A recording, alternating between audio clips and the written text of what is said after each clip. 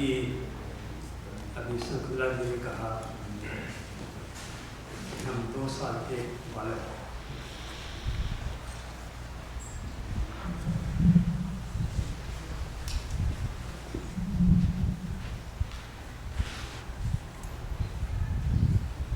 ये आज 19 जून 2016 को सभी भक्तजन एकत्रित होकर आनंद कुंज की द्वितीय वर्षगांठ मना रहे हैं, यानी 2 वर्ष हो चुके। प्रश्न उठता है कि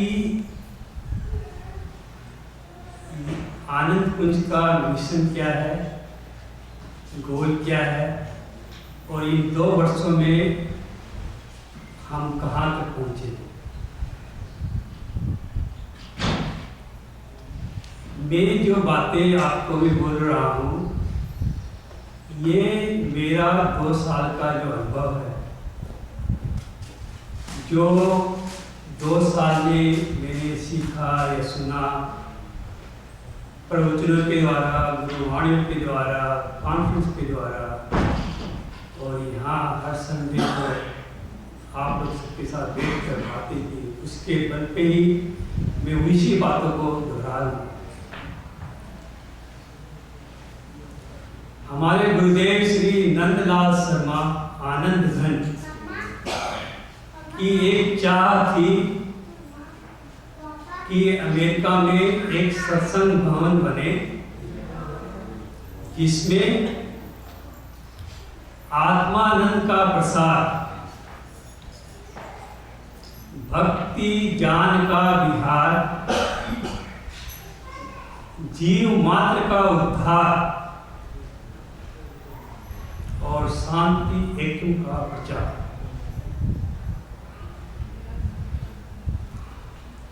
तो हम बचपन से ही मंदिरों में जाते थे, भक्तों ने मंदिर बनाए, गिरजा बनाए, मस्जिदें बनाई और अपने अपने धर्म के अनुसार कई स्थान बनाए जहां हम अपनी आत्मा का प्रसार कर सकते हैं। किंतु हर मंदिर, हर चर्च, हर मस्जिद के अपने रूल्स है, नियम्स है, और हमें वो रूल्स का पालन भी करना पड़ता है और हम उसी के हिसाब से रिचुअल करते हैं और करते आए हैं। सभी धर्मों का, सभी का एक ही गोल है कि हम अपने आप को जानें, हम सत्य को पहचानें, किंतु हम उस रिचुअल में ही अटक जाते हैं, हम उसके आगे नहीं बढ़ पाते, क्योंकि हमें उसी का पर एम्फेसिस किया जाता है। वही माला फेरना, वही आरती करना, वही पूजा करना एक तरह का कर्म बन जाता है। हम उस कर्म में भी इसी को एक कर्म मान के एक औपचारिकता बोलकर करते चले जाते हैं। हमें यह पता नहीं चलता कि ये आरती क्या है, ये प्रार्थना क्या है, ये पूजा क्या है, बस पूजा कर ली। एक सद्गुरु ही बतलाता है कि पूजा क्या है, आरती क्या है, प्रार्थना क्या है, पुकार क्या है, कैसे आप अपने इष्ट के साथ पहुंच सकते हो, कैसे उसको आप भगवान से अपना साथी बना सकते हो। एक सद्गुरु ही आपको करा सकता है। गुरु की वाणी है, गुरु आया जग आया। गुरु ने जगाया, जग आया। गुरु ने पुनः जगाया, जग पाया। भाव का, प्रेम का और शांति। जब हम सत्संग में पहली बार आते हैं, जैसे कि भाव जर्नी जो पूरी बनी है वो 3 चीजों में, चेतना, भक्ति और भाव। सबसे पहले चेतना जागती है, फिर भक्ति होती है, फिर भाव। ये भाव जर्नी का सार है। परमात्मा ने हमें बनाया, परमात्मा ने गुरु को भी बनाया, गुरु को भेजा हमें जगाने के लिए। गुरु ने जगाया, एक अपना सत्संग भवन बना, आपको एक प्रेरणा मिली, किंतु क्या सभी जग पाए? जिसकी जैसी श्रद्धा, विश्वास, भक्ति, अपनी अपनी पात्रता के अनुसार वो उतना ही पहुंच पाया जितनी उनकी पात्रता थी। तो गुरु ने जगाया, लेकिन वो लोग वही आगे बढ़ पाए जिन्होंने समझा जिन पे संत की कृपा हो। संत की कृपा क्या है? कृपा भी 4 प्रकार की होती है। एक परमात्मा की कृपा, एक परमात्मा की कृपा होती है तभी हम इस सत्संग में आते हैं। हमारे अंदर एक श्रद्धा जगती है कि हमें कहीं जाना है। अगर उसकी कृपा नहीं हो तो हम नहीं बढ़ सकते आगे, हमारे अंदर में उतनी शक्ति नहीं है। फिर दूसरी कृपा होती है ऋषियों की,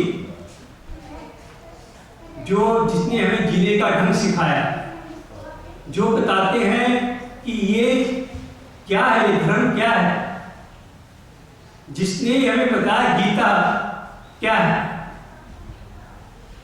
लेकिन वो भी हमारी गीता कृष्ण की गीता है, वो गीता हमारी नहीं हुई है, हमने खाली उसको पढ़ा है।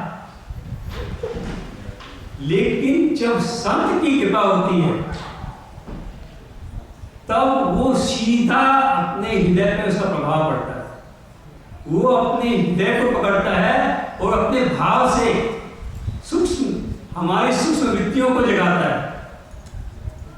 तब वह ऋषि की कृपा और परमात्मा की कृपा अपने अंदर जाके अपने आप को जानने की इच्छा पैदा करती है और हम अपने आप को जानना शुरू करते हैं। उसके बाद भी एक जो कृपा है वो अपनी कृपा है, अपने आप के ऊपर कृपा। जब तक आपकी अपने आप के ऊपर कृपा नहीं होगी तो ये तीनों कृपा बेकार है आपकी। तो जो संत की कृपा है वो भी 3 तरह से होती है। पहली कृपा जो कि 3rd कैटेगरी में आती है वो है उसकी वाणी, उसके प्रवचन, उसकी वाणी प्रवचन से जो बातें हमें सुनने को मिलती है उससे हमारी बुद्धियाँ खुलती है। हमें कुछ बातें अच्छी लगती है, कुछ नहीं लगती है, लेकिन हम उस बातों को फील नहीं करते हैं जब तक गुरु की दूसरी कृपा नहीं होती है। वो होती है भाव की, प्रेम की। वो सूक्ष्म रूप से जब हमारे हृदय में प्रवेश करता है तब हमें पता लगता है कि ये जो वाणी है ये वाणी नहीं है, ये हमारा जीवन है। हमको जीना है से, और हमें एक अनुभव होता है। जब तक आपको ये अनुभव नहीं होगा तब तक आपको विश्वास नहीं होगा। ये अनुभव भी एक संत की कृपा से मिलेगा आपको। उसके साथ बैठेंगे, उसके सानिध्य में रहकर उसकी कृपा से आपको मिलता है। फिर तीसरी कृपा संत की है कि आप संत के पास बैठे और बस आपको सब मिल गया। जैसे रामकृष्ण परमहंस ने विवेकानंद को दिया, वैसी कृपा भी होती है जब आप बैठ जाते हैं संत के सामने ध्यान देके तो धीरे धीरे धीरे आपके अंदर में अपने आप उसका प्रकाश फैलता है। कहने का मतलब ये है कि संत जो है वो हमें जब पुनः जगाता है तभी हमारे अंदर वो भाव, वो प्रेम और शांति आती है, नहीं तो हम इस दुनिया के घेरे में लगे हुए रहते हैं। अब मैं अपने प्रश्न के ऊपर फिर आता हूँ कि हमारा ये जो मिशन 2 साल का, मैं थोड़ा सा इसके ऊपर बोलूँगा कि जैसे आज से 10 साल पहले हमारा संग हुआ, कुछ संतों से, कुछ जो संत के भक्त थे उनसे संग होके धीरे धीरे हमारे मन में सत्संग की भावना जागी। तब हमने सत्संग घर में शुरू किया, फिर महीने में एक बार लोगों के घर जाके भी किया सत्संग। फिर ये 2 साल पहले हमारा एक संघ बना, संघ, सत्संग, फिर संघ। संघ एक संस्था, एक प्लेटफॉर्म जहाँ पे हम सत्संग कर रहे हैं। लेकिन क्या ये संघ हमारा संगठन हुआ? संगठन तो हमारे शरीर में भी है, संगठन हमारे मन, जैसे कल का प्रवचन था कि बैलेंसिंग करना, धर्म, कर्म, ज्ञान, भक्ति का बैलेंस कैसे हो। तो ये जो संगठन इसके अंदर कैसे है, कर्म का, ज्ञान का, भक्ति का, तो ये संगठन करने के लिए हमें जब बैठते हैं सदगुरु के पास में, वहाँ सत्संग करते हैं, तो धीरे धीरे हमें पता लगता है कर्म का मर्म क्या है। कर्म का मर्म मन में समझ में आने लगता है और मन को वो आनंद मिलने लगता है। तो मन जब शांत होता है तब आपकी बुद्धि भ्रम से निकलकर विवेकी बनती है। जब आपकी बुद्धि विवेकी बनती है तब आप जो कर्म करते हैं उसको प्रेम से, आनंद से करते हैं, उस कर्म का सही अर्थ होता है और आपका मन शुद्ध होता है, फिर आपका अहंकार शुद्ध होता है। तो ये संगठन हमें करना है, जिसके लिए हम सत्संग में आते हैं। ये संगठन एक संस्था का संगठन नहीं है, ये अपने आप का संगठन है। अपने आप को जानना है और अपने आप को जानने के लिए हमें ये प्लेटफॉर्म मिला है, जिससे वे बैठकर हम अपने आप को जान सकते हैं। जैसे हम समाज में रहते हैं, हमें कुटुंब चाहिए, हमें भक्ति चाहिए, हमें रुतबा चाहिए। लेकिन जब हमारे अंदर भक्ति आती है तो वो संत का समाज हो जाता है। संत का समाज क्या है? संत का समाज में कुरीतियाँ है, समाज में व्यवहार है और हम उससे गंदे होते हैं, उससे निकल नहीं पाते। संत का समाज में वो हमें स्मृति मिलती है, उस स्मृति से हमारे मन की कुरीतियाँ निकलती है और हम शुद्ध होते हैं। तो कहने का तात्पर्य यही है कि इन 2 वर्षों में हम पूरे जोर शोर से संगठन का एक प्रयत्न कर रहे हैं और इसमें किसका कितना फायदा हो रहा है वह वही जान सकता है जिसने अनुभव किया है। और यह अनुभव सबकी अपनी अपनी जर्नी है और सबको अपना अपना करना है, लेकिन ये प्लेटफॉर्म है जहाँ पे आके तुम आगे बढ़ो।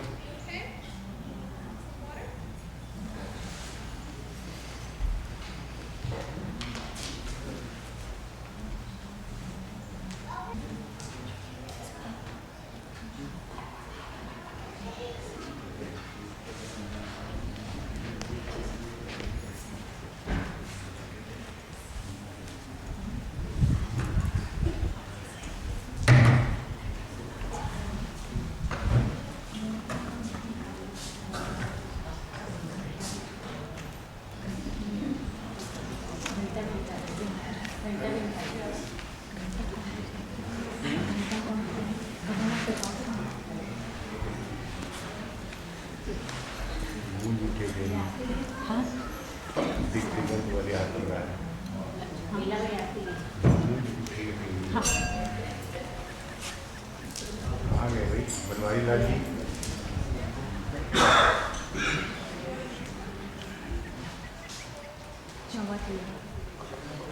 ये कमल, आप नीचे आओ। और आनंद जी आप चले जाओ, आप चले जाओ। घूम उठेगी फिर आओ। जल्दी जाओ जाओ। जल्दी से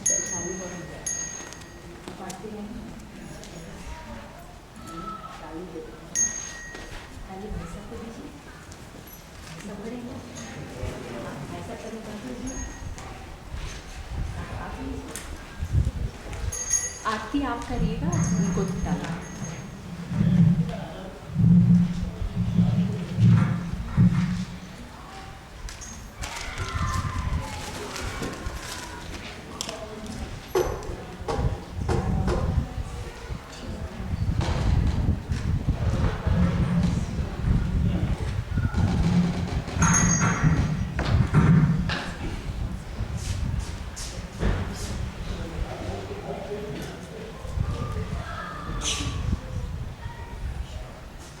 आरती शुरू कर।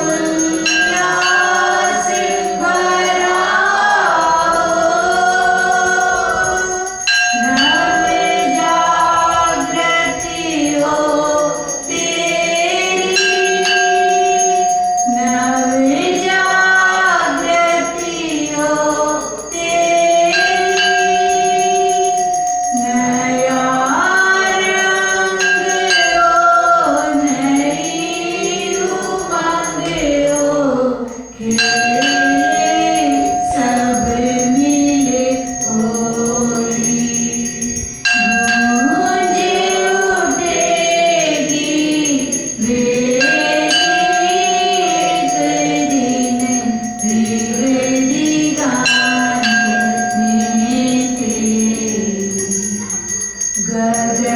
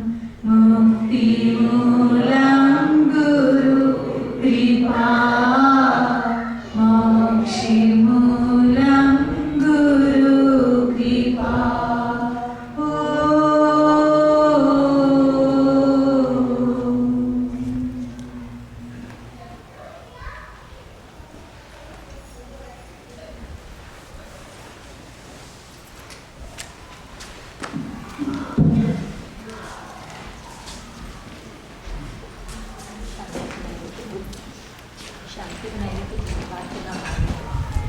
सदन में